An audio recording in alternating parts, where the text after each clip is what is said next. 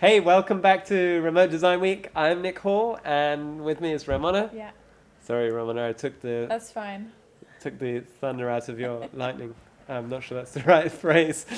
So we're really pleased to be back for the fifth day of Remote Design Week, and we've been talking every single day this week about remote design. It's a completely new method of delivering services.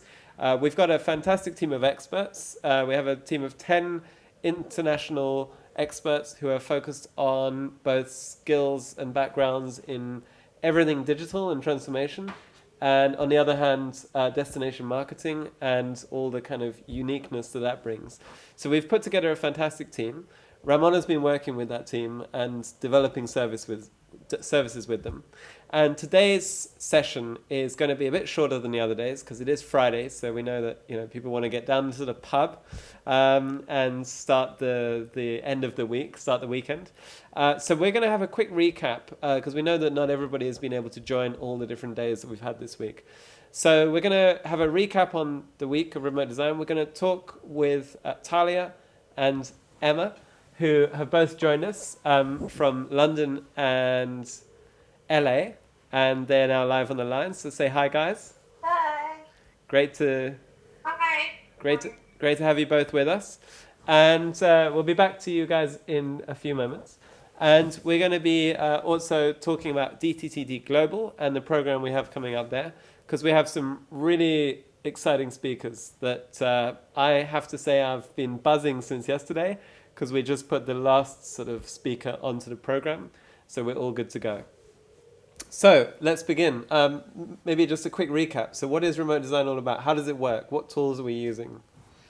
Yeah, so remote design really is a bridge between people that are physically in an office in one space working together and then tuning in people from all around the world remotely. And normally that's done through using different types of technologies. So we use Skype or Google Hangout, just to connect audio and video because it's still really nice, that everybody is able to hear and see each other. And then we're working with Mural, which is our tool where we are developing a lot of custom canvases and templates with our experts to deliver different services. So the idea is basically that you work on a digital canvas.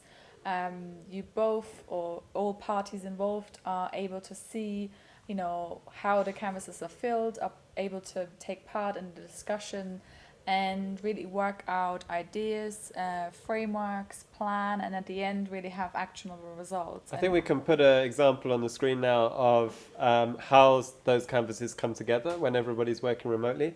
Because I think one of the things and the reason we decided to do Remote Design Week was to show how those digital canvases come together. And as you can see, it starts sometimes in a physical space with people adding things to a wall. So we set up a traditional workshop format, which I think anybody who's worked with any kind of ideation session will be very familiar with that. But then we take that into that digital room. So how does that whole kind of hybrid approach work? How do we actually bring those kind of physical ideas into that kind of digital space? And where's the marrying of the two? Yeah, so I mean, everyone involved really works on the same challenges. So often it's a good starting point, as you mentioned, to actually, to ideate on like what is your biggest challenges, but also what's the opportunities. We're actually using the Post-it app to digitize all of the sticky notes, and then you can see. Don't give away too many trade secrets here. Yeah. But the idea is really that all of the notes that are there on the walls are then imported into the space.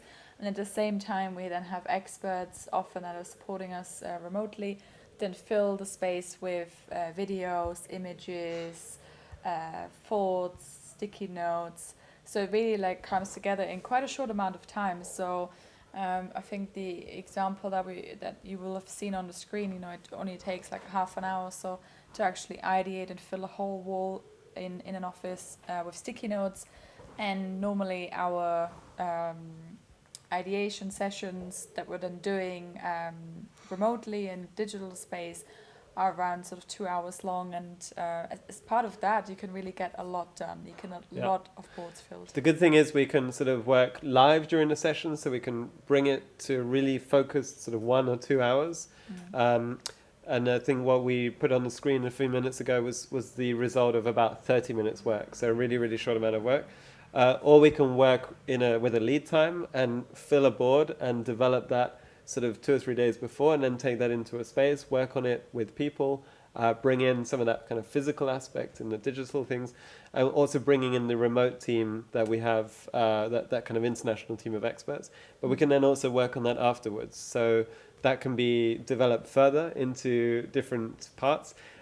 Those ideas can be kind of developed down a funnel, or that can be just tidied up and used to go into kind of strategic plans and things like that. Yeah. So it's kind of really leaves a lot of opportunities for everybody to kind of use those in a way that they see fit. I think one of the main things is, enabling people to work with our expert team, not seeing them maybe in the same way that they see their agency, and at the same time not seeing them as team members, but seeing them as somehow a bridge between the two, a kind of external set of expertise that can really come in the right capacity, that is trusted in the sense that they can work on the side of their client being the destination. And the client can trust that the expert will always advise and steer them in the right direction, which is perhaps where the agency relationship isn't always so trustful, because obviously agencies are hired on quite large scale activities with a clear end kind of campaign or solution. So their job is to impress with the end solution. But sometimes, as we know, those projects can go off track because they don't have the right kind of guidance or even the right input from the beginning. So let's bring Emma and Talia into the discussion. So guys, before we sort of look into your services, tell us a bit, now that you've also kind of, one of the things we've had to do with you guys is also train you, because you have your expertise, but you're not necessarily remote designers until we go through that process with you. So tell us what that process has been like for you, and how you see your role as an expert working with destinations sort of going forward. Either of you can just jump in. You go first, Talia. You started speaking. Okay. Good morning, everyone. So the remote design has been really interesting for me. It forces me to look at all aspects of a problem. So you might just think of my two services will be content and partnerships. You might just look at that from one angle, but then you have to think about, okay, all the little pieces that would go into it holistically. What's the process like? How would you then articulate that to someone else? So for me, it's like getting everything out of my head and into a framework. So I think it's been helpful to have that framework, and of course having Ramona and Nick supporting us through that process has been extremely helpful, just to nudge us in the right direction. So this is the first time I've gone through any sort of experience, and being, I think, the lone American on the team, a lot from the other Europeans and different perspectives. So it's been really complimentary to, I think, what I can bring to the table. Great. And Emma, how about for you? From my perspective, I mean, as a sort of someone that's run a lot of sort of design workshops and things like that in my past in agency life, I used to, cart loads of stuff over to, Copenhagen, or, cart loads of stuff like Post-it notes and big boards and things like that. And it's made me realise you don't need to do that to engage a room. I mean, we always used to do that because it was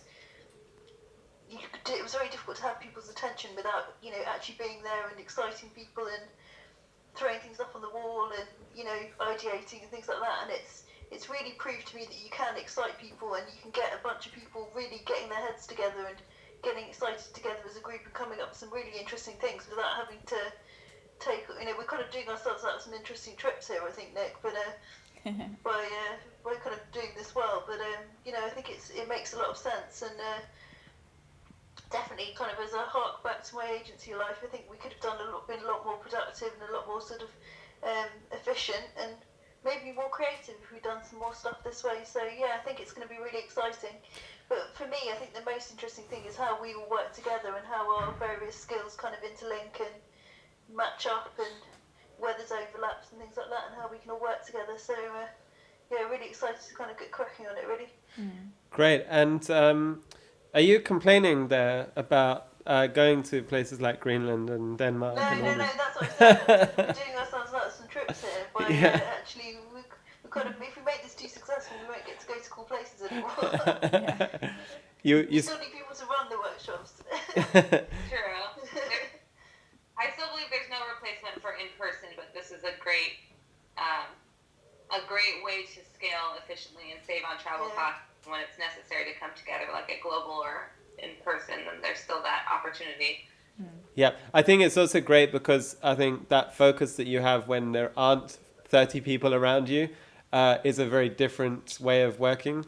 And as much as that group thing is brilliant, sometimes it also makes it very difficult for us to be that expert on paper. I find I can verbalize all my ideas, but I can't also put them down into something really concrete that they can use at the same time sometimes, because you're having to also manage people's reactions. So the great thing about having that hybrid approach is you can actually have both in that situation. So you have all the ideas and the discussion, and you also have it all documented and something actionable at the end of it, which is quite rare. So I think also for me, of course, there's a downside that we might not be traveling that much, but on the other hand, I feel that all too often we're not brought in for like the smaller projects, whereas now like the remote design method is really, I think it's great because you can bring in different experts all the time for even like small things, and by small things I mean like they might think about should we do like a quick sort of rebrand, or what content should we put on our Instagram, moving forward. But then they would maybe just have a discussion internally. They wouldn't, they would think, this is not for my agency because they're going to be maybe expensive, and I don't want a strategy or a big report out of that. I don't want like a full audit that is going to take somebody months and months to do. So then they're just going to handle it internally. But this way, you can easily plug in Emma, Talia, or any of our experts and just say, hey, can we just have you for 2 hours in like a nice canvas?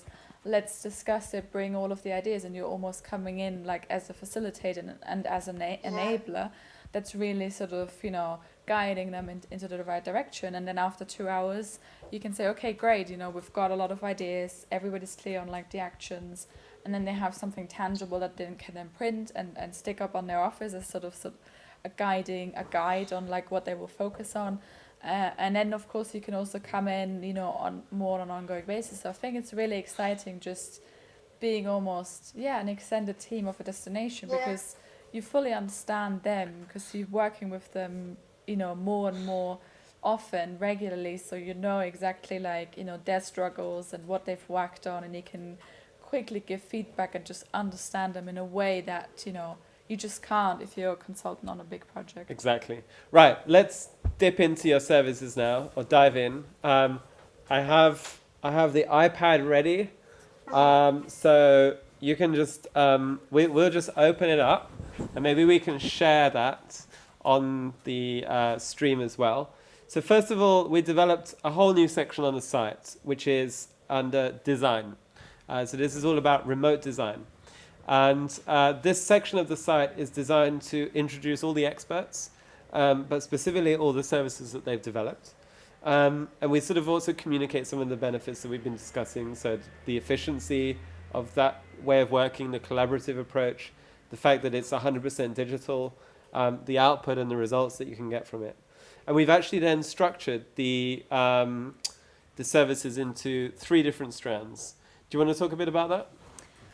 So we have auditing, which I think is pretty much self-explanatory. It's audits, and it's really looking at, what a destination is doing at the moment, and also analyzing the performance.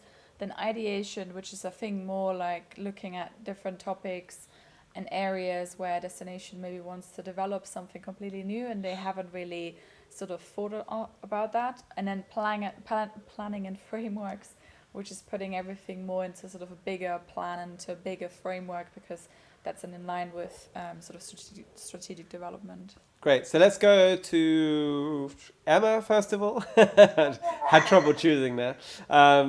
So Emma, tell us about the services that you've developed, and let's go into those sections and have a look at them. Okay, so at the moment, the one that I've developed fully is brand audit. So Yep, sits in that's the under audit brand section, but review. it kind of Yep, spans into sort of the other sections as well, because obviously there's what you need to do after you do that audit. yep, Um, so the audit itself is kind of looking at competitors, looking at the landscape, looking at sort of what other people are doing, what your opportunities are, um, and how you should be really kind of telling your story. And then looking at all your various assets, so everything from sort of tone of voice through logo mark through to imagery, video, different kind of content, and kind of seeing how you're using that, whether it's actually really telling your brand story successfully. And then this is when it kind of jumps out of audit into kind of the next stage. It would be, what happens then based on that feedback that we're going to give.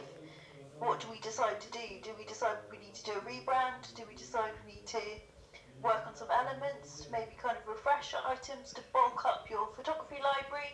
There could be loads of different ways we could do it to make your brand really sing. And then right at the end, there's kind of almost some kind of codification of it, so guidelines, things like that. What do your team need to be able to roll this out and to be able to use it successfully every day? So it kind of jumps out of audit and goes into actually probably a little bit of ideation and things like that. But it's a really interesting one. I'm really passionate about brand, and I think brand is the future. It's the past and it's also the future, but it's making sure we're kind of having consistency across all the different touch points with brand.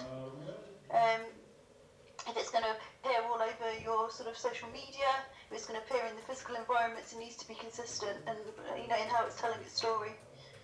great. Okay, that's really good. And how do you how do you see the kind of digital kind of collaborative working approach coming together there? So I mean, initially there's a lot that I can do around the audit itself that I can do in Mural through kind of the sheets that we've created. So I can do some kind of ideation and some auditing around. It's where it makes it very easy to share with the kind of destination what I found, and they can always add things as well. If they have some examples of brands that they think are strong, they can add them themselves to the board and we can discuss them. So there's kind of that real collaborative approach. That's great. I think that really changes the kind of dynamics of that kind of relationship where, you're so used to saying, I want a brand. I want you to give me a brand audit, and we're going to speak in 2 weeks and see what the results are. But this is really saying, look, you don't want me to do that, because if I do that, you'll only have my vision for that brand. You're part of that process, and you need to. It's an opportunity for you to in a way develop some skills and an interest and sort of join you on that.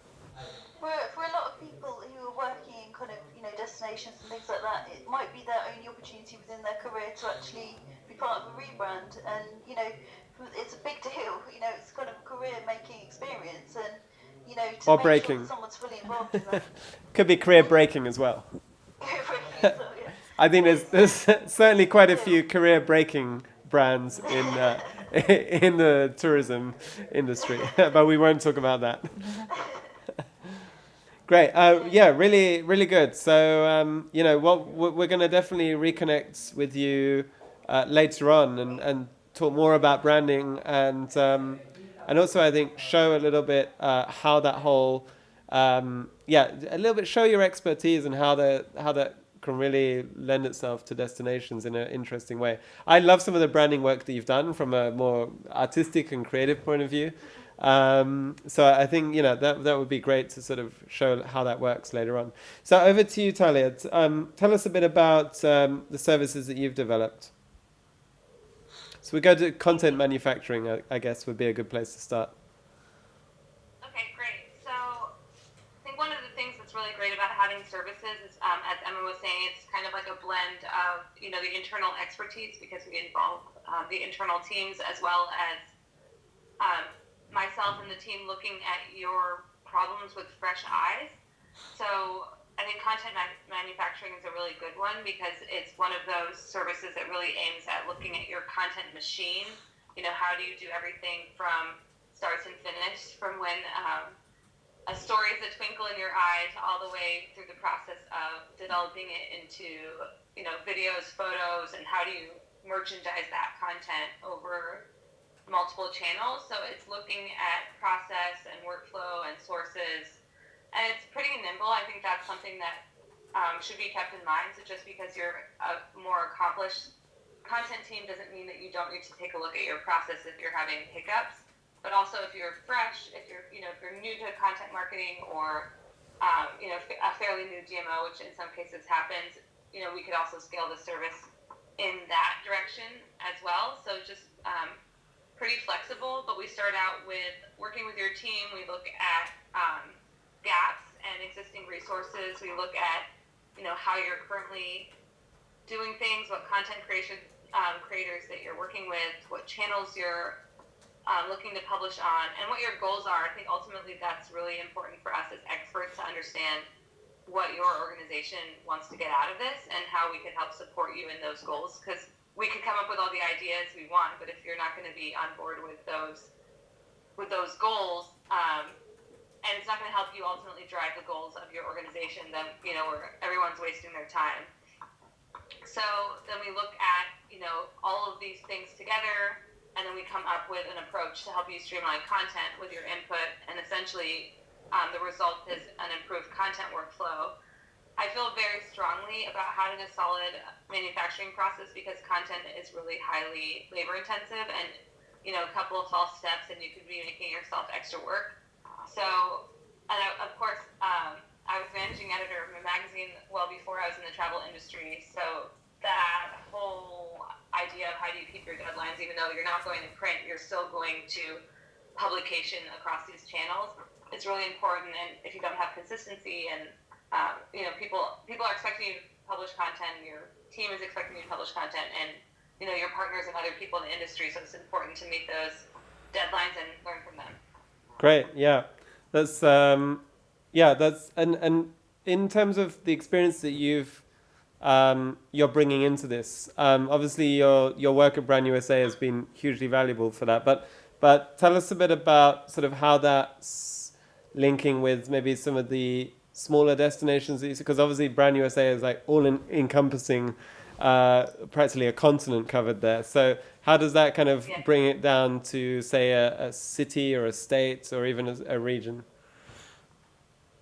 Yeah, I mean, no matter how big you are, you still need to have a good process. And I mean, at Brand USA, we covered the whole U.S. and I had myself and a subordinate and an intern. So we didn't really have a very big team. So it's important to be efficient with your resources. And it kind of brings me to another point about your core stories and target audiences. When you're a small destination, you can be pulled in a lot of different directions. You really need to understand what your goals are and what resources you have, because if you're not going to be able to go and spend the effort on the right kind of stories to motivate people to come visit your destination, then you're just kind of churning out content. It is on the one hand about process, but it's also about what goes into that process so that in the end it's a quality product. So definitely at the smaller level, I think people feel pressure to be like, we need to have 6 blogs every week. And everyone has different opinions about how much you should publish, but you really need to think about what's sustainable for you to put out the high quality product as we look at that process and what's going to motivate return and support your partners and help people to come there ultimately, which is the goal. And this core stories service, it's like an extension of your content manufacturing offer. So tell us a bit about how that works. How do you begin sort of defining a core story framework? Yeah, so I have 3 services related to content, just to give you a little background. And so you could have, all of the services or just one, depending on what you want to focus on. The core stories is essentially, I would consider step 1 in your content marketing process, because if you don't really know what you're trying to promote and who you are, then you should stop, because a lot of times brands are tempted to be like, oh, I should talk about this because it's National Pizza Day or whatever it is. And maybe that makes sense for what you're trying to promote, but maybe it doesn't. And then you've just wasted, your time, which is very valuable. It's not just the money that you spent to creators and the team's time and the website developers' time to put something up. So the core stories framework really looks at your positioning in the marketplace, your destination, your brand, how that compares with other destinations, and then it looks at research to see why people are coming there, what motivates them, to really suss out what makes you stand out, what I would consider your destination difference, and what sets you apart from the competition, because it is a competitive marketplace. There are similar products, especially in Europe. As an outside perspective, people see that as kind of similar. So how do you stand out from your neighbor that might be just as easy to get to and price the same? So we look at those core things that motivate you, and then we develop messaging tent poles along with your team, because again, we're not doing this in isolation. And ultimately, we're ending up with some core stories and ideas that you could then build, content and messaging calendars off of, and layer in different things like campaigns and partners. So that way you're not doing a campaign that's outside of your core stories that don't support your overall messaging, because you only have a finite amount of time to reach your audience. So you don't want to be schizophrenic and saying 10 different things, which then also, of course, ties back to branding, like Emma's talked about, where it's about that consistency and getting that share of voice out there. And I don't know if you want me to talk about the last service, since they're kind of related. Go ahead. Okay. So if you are more established and you don't have, and you already have core stories, you might want to look at content optimization. So this is more, I would consider like a detox or a health check. So seeing how you're doing with your content. We'll do a full audit of your website, your social streams, SEO, and other apps or any kind of digital channel. And then we'll look at your goals and your content mission and your target audiences. And you do need to have core stories in place for this audit to work.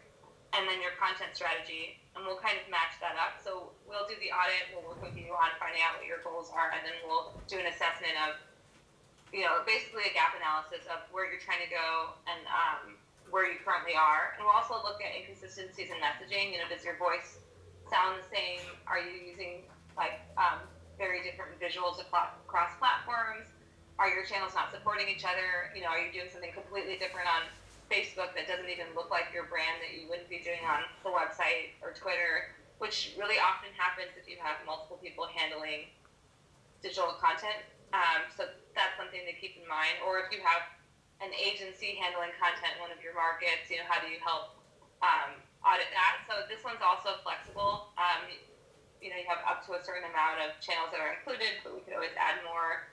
And I think this is more for destinations that are kind of in a mid-range growth phase. So they grew quickly, they added a lot of content, and now it's time to take a pause and like a gut check and see where you're at, and we'll help you through that process.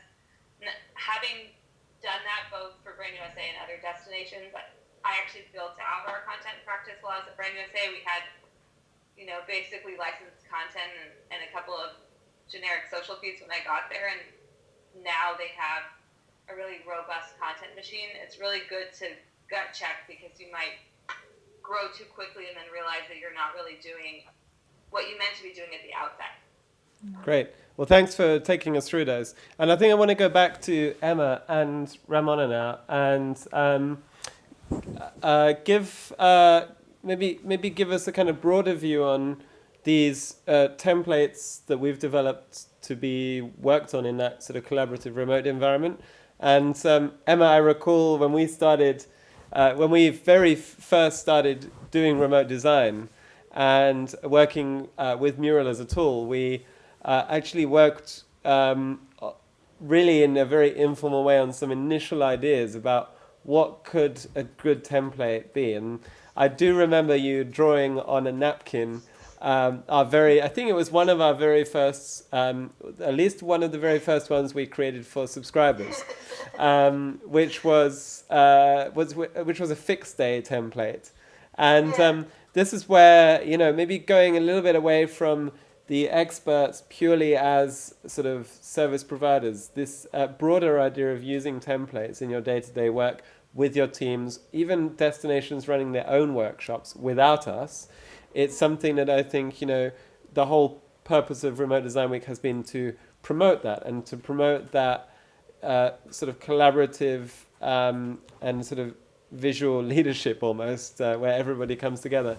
So, I mean, I'll go to you first of all, Ramona. Maybe just tell us a bit more about the templates in the context of the Launchpad and how destinations are using those. Yeah. Ooh. Okay. So, as part of the Launchpad to date, we have about 70 different templates, and that's across, of course. 70? Wow, I thought it was 60, so No, it but keeps increasing. we're adding new ones every week. So, yeah. So the subscribers have around 70 different templates, if not more, because yeah, sometimes we have several ones around a similar topic. So like because big they're data, building we on have like 3 or 4 stages to yeah, that. but we would only count that as like one because it's just like one topic. So yeah, so we have a whole range of different templates. Some are really quite open, just some are just a canvas that are guiding, a session, a meeting session maybe that they have on, auditing something or thinking about, I don't know, how they could do Instagram takeovers or how they could go live. Others are more built around sort of content or data, or we did actually one, I worked with Emma actually on one just around chatbots. So you can see like there's different types of topics. Of course, chatbots or data-driven marketing are quite complex topics. So then the canvas is a lot more detailed. Others, are a lot more open, leaving it more for teams to discuss that internally. So I think some are more complex to use, and some are like more easy and straightforward. So the idea is really, I think, that of course, as a team, as you're starting working with the templates, and for many of our subscribers, they're starting with quite easy templates where they go, okay, this week, let's include a canvas as part of our social media marketing, and they would have different team members talking about what's happening on Facebook, Instagram, Twitter, etc. So then they just use that canvas to sort of illustrate and visualize, I guess, the results, or something that has performed really well. And then once that's more part of your routine, then you can add sort of more complex templates, because with anything you just need to train people on how to do that.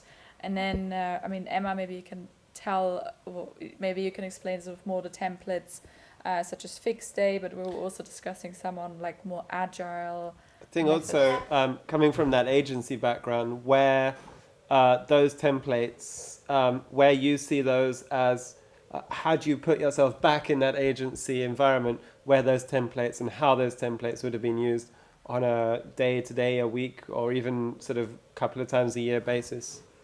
I think that the reason they work so well is they're on kind of multiple levels. They're useful. They are a conversation starter, so it's not just a blank piece of paper where you want to make notes about something but you don't know how to start, or you don't know how to start the discussion with your team. It gives the team, or their kind of their own autonomy to start kind of thinking about stuff themselves and to do work when we're not there, but also we can then come in and give our expert help to guide and to make it a more fulfilling experience and kind of make sure it's going in the right direction. So I think there's kind of multiple facets to them that make them really useful, and it gives everyone a kind of a common visual language internally to use. They know how to kind of explain what they're doing, they know how to kind of write it down and make notes about it. It means everyone's kind of working on the same thing and the same structure, because you often have people with great ideas internally in these kind of destinations, but perhaps they don't share the way they're working with others, and everyone's kind of working in different ways on different documents, and you kind of lose things between the cracks. People don't share ideas they're having so much, or things they found, or it's kind of a shame. I think sometimes that happens a lot, but it kind of makes a common language for everyone and a way of kind of displaying that somewhere visible. You put it on the wall and everyone can see it in the kitchen, and you can walk past it every day. So I think they're great for that reason. But from an agency perspective, I think they would have been gold dust to us, because to have the kind of client at that point thinking about things before you even go into the room, and to have them thinking about it when you leave, is the ultimate goal, really. You don't want that work and those ideas to stop when you leave. And I think a lot of the time we'd go in and it would feel like the creativity would come with us, and then it would vanish and forever when we left. And I think it's a nice thing to be able to take those things with us, but they can carry on filling in sheets when we're gone, and it's inspiring and it's exciting for people to be able to work on them, I think. Great. Yeah, I mean, I think especially some of those first templates were designed very much with your support with that agency hat on. Yeah. What did we do? And, I think agencies, because they're in a slightly different place to the destinations, they have to sometimes work on a much higher turnover. And they have to be, that kind of agile team method is really, really key to their success.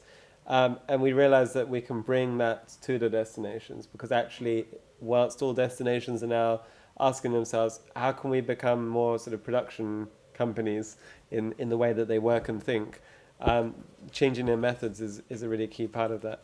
But as we've gone on, those have become much more, we still have simple ones, like how do we solve this problem, or what ideas do we have here? But you've really worked on very detailed ones as well, about like a transformation canvas, for example, where you explore quite sort of granular ideas around that. Yeah, because in every destination there's also different departments. So what we're trying to do now is really like cater to the different needs of different individuals. So of course, if the head of a department, they might just want to use that sort of and lead sort of, the filling of a canvas, as Emma mentioned. It's also good that somebody can sort of have that leadership role, within an organization, to say this is like a new creative process that we're always doing. But then also there's different departments and different, seniorities within that. So then they might like want to work a little bit more informally. So we've really sort of tried to cater to all different needs, all different depths, all different topics. And I don't think there will ever be a situation where we're running out of, topics where you could develop use a template. Canvas for. Exactly. So that's the good stuff. Yeah. The great thing is we have now started the integration of those templates into Mural. So our subscribers can just click the Mural icon, bam, it goes straight into Mural, which is, I think, a really big breakthrough.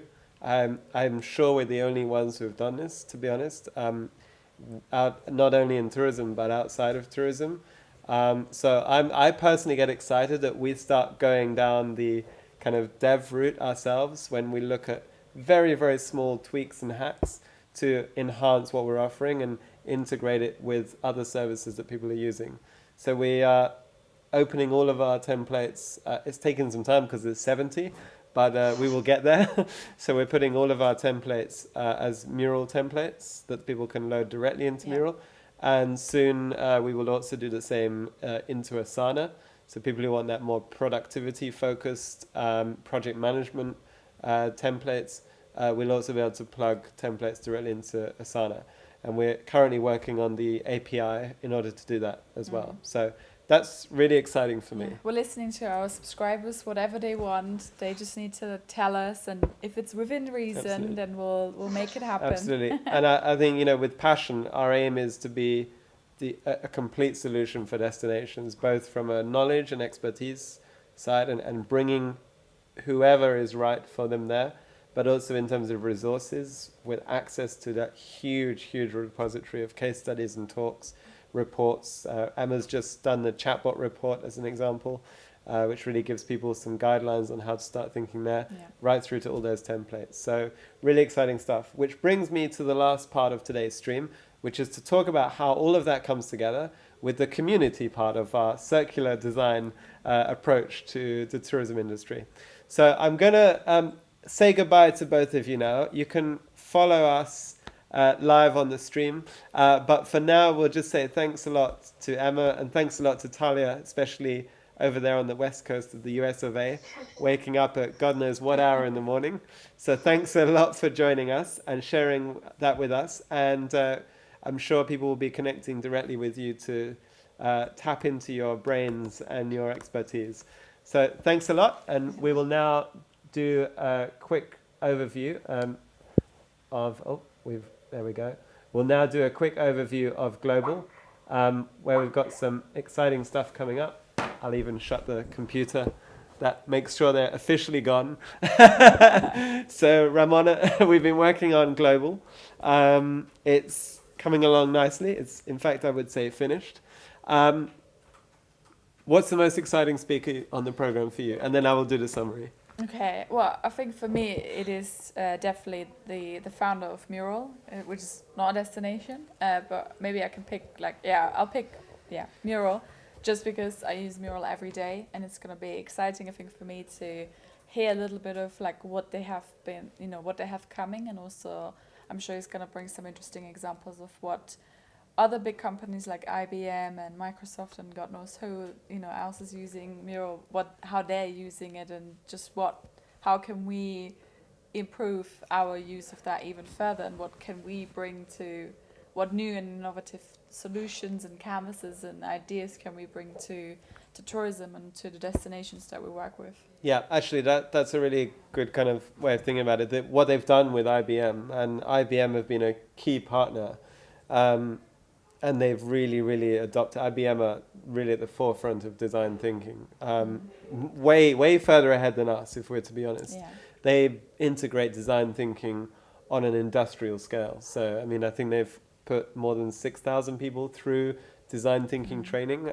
So that's really impressive stuff. Yeah, because it links really closely, I think, with transformation. Of course, that's like another big, topic that we've really been focusing on over the last 2 years, digital transformation and what that means for an organization. And for us, I think often it comes back to that workflow, it comes back to collaboration. That's then where, the link is with remote design and like the different methods that we're employing. So it's sort of a loop, I think, that's nicely actually closing at Global when we're bringing a lot of the things together. And I think that the community as well, it's really strong. So that, you maybe stole the the best one. Well, I'm a bit starstruck by Mariano from Mural. I think I regard him as a sort of internet celebrity. So I think that's going to be great. But I mean, there's loads and loads of exciting speakers. So the first day is all about the destinations we've handpicked to be, that we consider right at the forefront of very consumer-focused activities. So we have the start of the program is all about engaging and influencing. And one of the big keynote speakers we have there is it's Eva from Visit Scotland, and she'll be talking about how they've shifted as an organization to publisher and how they redefine their role completely. We actually kicking off with a guy called Yes Man. He said yes to everything. And I know that Emma is a huge fan of him. He's done some TED Talks. And he's just a very positive guy who will get people thinking about, what if we just look to the world in a different way? And he's built a global tribe of, a yes tribe of followers. So that's quite impressive. I'm also really excited about San Francisco because San Francisco tourism or travel are really in an interesting place right now. They're sort of in that Silicon Valley, so they really kind of understand and how important it is to be on trend and relevant. But they're also battling with that perception issue that the States is having right now because of Trump, and it hasn't necessarily been good for tourism. And then later on, we're going to focus on, and we have one of our experts, Igor Dutra, who will be introducing a session which is all about build and dev. So basically, it's a really technology-focused session. He's actually behind the camera. Maybe he can come in and just wave. Let's say hello, because I'm in the middle of something here. He's going to say, we've kept him. Hello. There we go. Oh, can we? Yeah. There we go. Wonderful. Okay. So Nick, do you want to please talk about your session?